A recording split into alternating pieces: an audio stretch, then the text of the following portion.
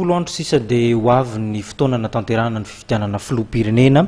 Maro ny ezaka izay ataon'ny senita na ny voamera-maleotena amisahana ny fifidianana amin'ny fampahafantarana samihafa sy ny fampiofanana ireo tompona ndraikitra samihafa.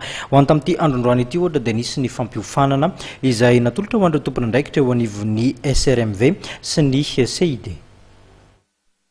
Mba ahafahan'ny senita sy ny cour électoral spécial zany mandritra n'le asany rehefa mahavoaray an'ireo fitaovana PV avy any amin'zareo ireo.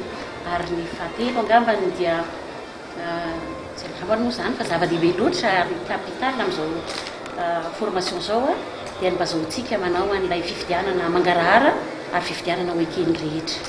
Mety olana ohatrany zareo ireo fanangonana izay fifidianana.